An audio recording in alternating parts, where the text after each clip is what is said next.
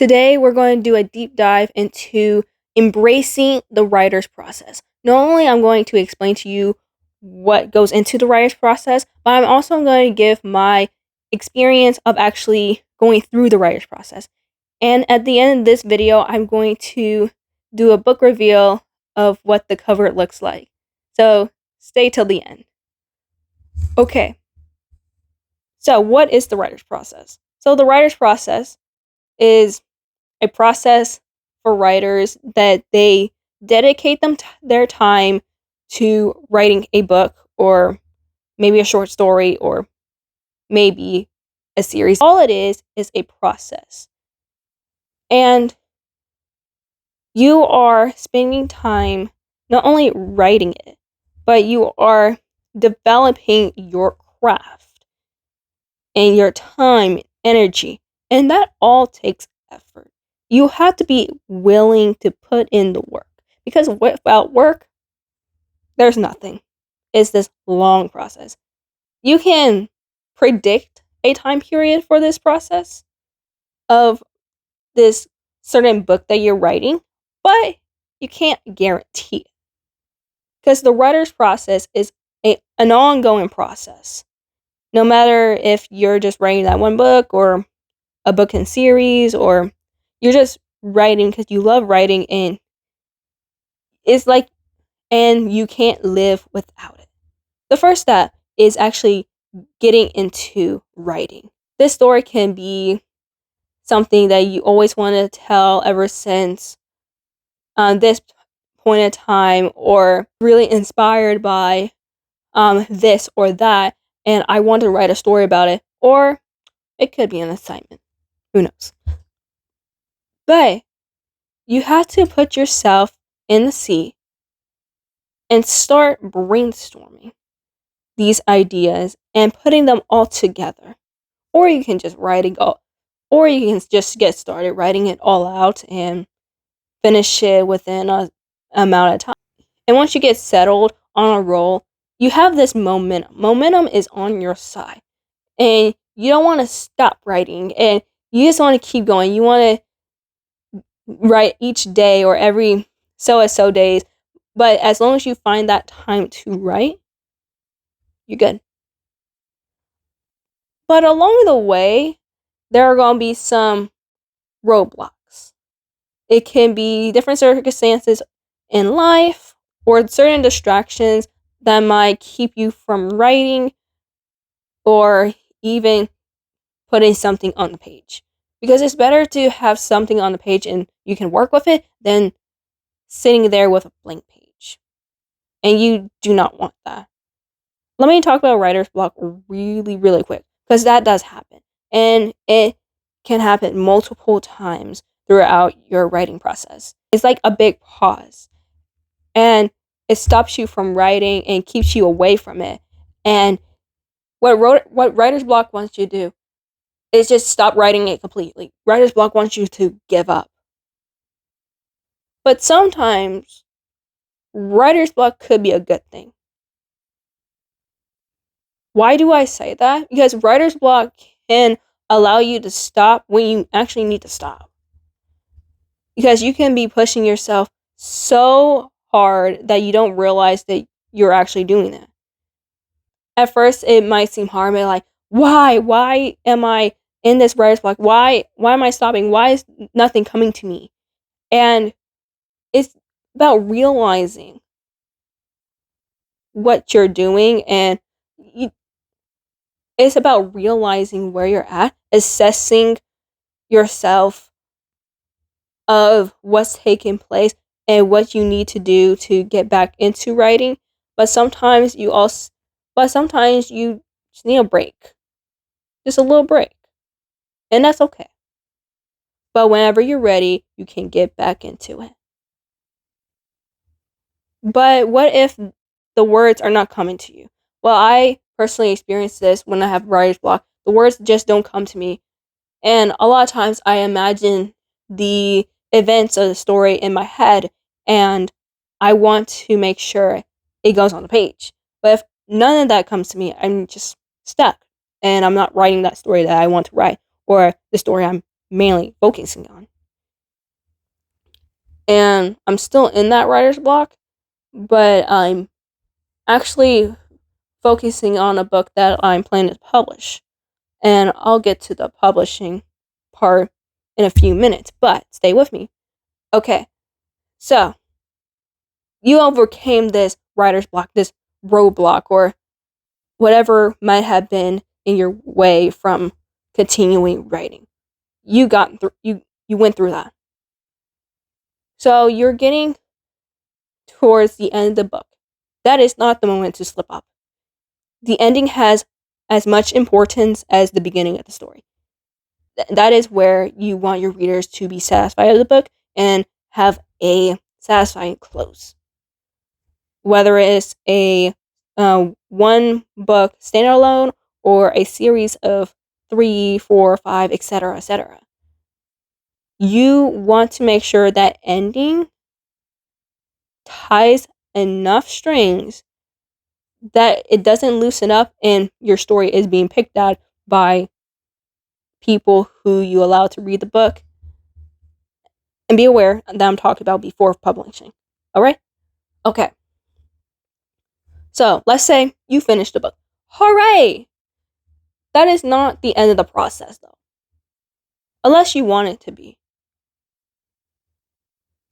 But, let's say you want to move forward. You want to actually keep going. You want to actually publish it. Finishing the story is only 1/3 of the way. And this is where you need to embrace the fact that there are going to be changes. And change is not an easy thing. Change is something that you have to adapt to. And change might seem like a bad thing, but change could be for the better. You just have to trust the process. So now I'm actually getting into the nitty-gritty, revising, editing, the formatting, the book cover, and everything. Okay? So, first of all, before you even revise and edit the book, allow your book to breathe and have life outside you trying to mess with it. Because if you just come straight from finishing the book, you're going to like have more feelings towards your book rather than actual objectives and actual motivations of trying to polish this book so it's good enough so other people can read it and feel like it's actually a book and not something the author just left as a first draft or a second draft and they called it done. No, no, no. Mm-mm. And it's good to separate from your book. It's kind of like a breakup, but you're not actually breaking up. You actually get to break up when you finish that series. Experience, y'all. Experience. That is hard though. It was hard too. So after you give yourself some time from the book, you begin revising and editing. Is whether you print out the whole manuscript or you just go on your device of your choosing and start editing and just read through it. I highly recommend reading through that manuscript. Do not edit. Unless you're like, oh, I'm just gonna read through it, stop, like fix it up, and then keep going. I tend to do that. But it's okay. And everyone's writing process is different, so do whatever that is necessary for you. And you are your own boss. So, yeah. And when it comes to revising and editing, there's 3 things. So there's proofreading, that's just reading through the whole thing. Copy editing, that is going line by line, sentence by sentence. And then developmental, that is looking into the bigger picture of your plot, your characters, the story structure, and everything. And you want to make sure you're doing all 3 of them. And I'm not saying to do this in a certain order. usually developmentals first, but let's just say you're just doing this on your own. So when you're revising and editing, you want to read it like a hawk. You want to make sure nothing is missed. And just keeping your eye on it, and just, you don't have to be like so close to the screen that you're straining your eyes, but you need to read it very carefully and make sure you're addressing parts of the story right. And I'm not saying there's one correct way of doing it, but you definitely don't want it to be wrong, because someone could catch it and tell you like that's wrong, or you need to fix that, or da da da da. And if you don't have a reason to back up why you should have that, or why it should remain there, then it's gonna be very difficult for it to stay there and all that stuff. For experience, while revising and editing, I had to tell myself like, why is this in here? Why is this in here? Does this play a part in the story, or is this just filler? And it's unnecessary. Like, I try to reason with myself, and like, and if something does need to be cut and shouldn't be there, I cut it. I'm afraid of doing it, but it's necessary. And to do something right, you gotta do what's necessary. And it might be hard, but I know you can do it. And I'm not gonna say you're gonna get that all of the first try. That's why the authors say that you go through drafts and all that stuff. And if necessary, rewrites. Personally, I hate rewrites. I cannot do rewrites. But sometimes you have to do what's necessary in order to get it right. You want to make sure that it's understandable for the reader to comprehend what is going on in the story and not all confused and want to drop your book. So, the next thing I want to talk about is the formatting. So, I want to talk about the formatting in the inside of the book.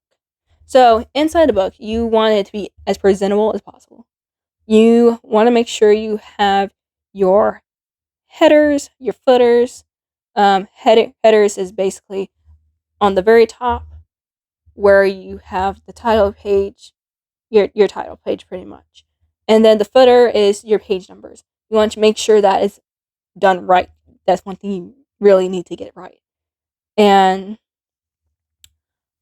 your spacing, make sure you have single space. Never do double spacing. That's one mistake I did, and I watched a video about formatting recently that said, do not have double spacing, use single spacing. And that changed my whole perspective of looking into my books and how I have them spaced out. And yeah, that's really something. And I never thought that would occur to me. I didn't think of myself as the exception to the rule, but I thought of it as, what's the harm? But the harm is going to be, people going to be like, this ain't right. This supposed to be single space, or this is too much spacing, and you don't want all that. You don't want all that. So think of it as being corrected, though it might not be easy. But with certain things being the standard, you want to make sure that it meets those expectations.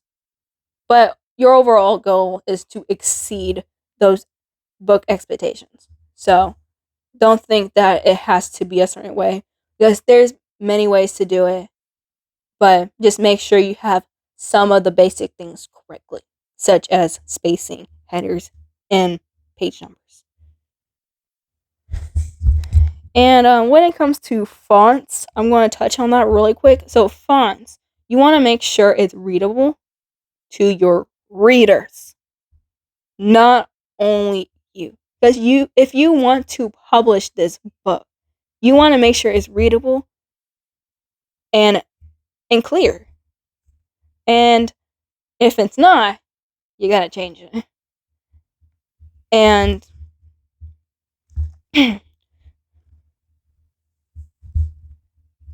highly recommend using a font that is more accessible, like Georgia Times New Roman. I know Times New Roman's quite boring, but it's kind of the standard. But try some fonts out, but make sure it's clear and understandable. And have yourself as put yourself in the shoes of the reader, because that says a lot, really. And think of it as you reading someone else's book. Treat it as if it's someone else's book. Okay? And having that mindset will allow you to see the story more objectively. So now I'm going to actually get into the book cover. So the book cover. So you want it to match the genre, but you also want to match the story that you wanting to tell. So a good color theme and a few things from the book, while not sparkling every single thing about the book, because you don't want that. You don't want to look messy or too busy. So you want it simple, but also complex. And what I mean by that is that you can have like as minimal things as possible that would align with the story and what's going to be involved and all that stuff. And it can be a few things. It can be like a certain object or like a, I don't know, I just make sure it stays on point. That's what I'm trying to say. And then also when it comes to book covers, like the size and all that stuff, I highly recommend going on Amazon KDP and typing and searching for the book template, and it'll show you like a book size calculator and all that stuff what you need. It'll give you all that information, and you can download that for free and use that as a template to create your your book cover. It all depends on the size of the book that you want. I'll say the smaller the better, because it's usually cheaper that way. Um, and also do your research as well. And for me, saying that, and with experience, I don't like doing research, but it's necessary. There is an entire market out there that are looking for certain things, so make sure you meet those standards as well. And let's talk about a little bit about publishing, just slightly. Marketing, that is really what you need to do your research in, and to make sure you're on point with that. And don't do anything out of the ordinary, especially when you're starting out. Um, like me, myself, I am wanting to publish something for the very first time, and I need to take this slow and make sure I'm doing it right. Because one mishap could be like, bye. And you don't want that. You don't want that. So make sure you do your research. Make sure you watch videos, interviews, and all that, how they did their marketing and all that stuff. And having a platform, I'm telling you, having a platform, and it isn't easy. And it's like a big step as well. So yeah, I'll say trust the process, but also like take it slow. Take it slow. Don't go too fast and rush things, because if you rush things, you might miss some stuff, and it's not gonna be good if you miss certain things that were critical in your marketing and like explode. There's so much about publishing and all. You can take it in many different directions, but I wanted to mention that briefly and make sure you're aware of some of the basic things that you should do when preparing for publishing. But with all that out of the way, and if you made it till the end of the video, I am going to reveal my cover, my book cover for Mermaid Mysteries. And this is only going to be the cover, so no like typo, no typography or anything fancy like that or a blurb. But let's take a look. The book cover for Mermaid Mysteries, and I'm seeing this from left to right. So the left side will be the back of the cover.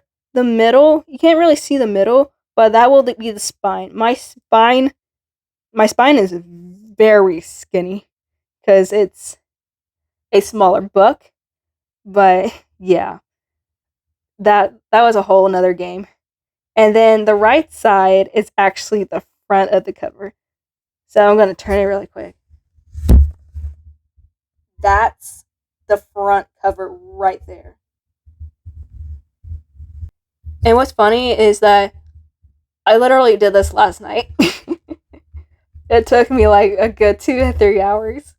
And yeah, this is like the finished product.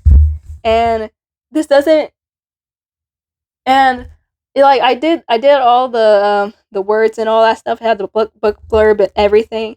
But this is like what it looks like without the words. And it looks amazing, really. Really amazing. I love it so much, and I can't wait for Mermaid Mysteries to be published and out there, and so you can buy my book and join into the mysteries as well. Thank you for watching, and I'll see you in the next video.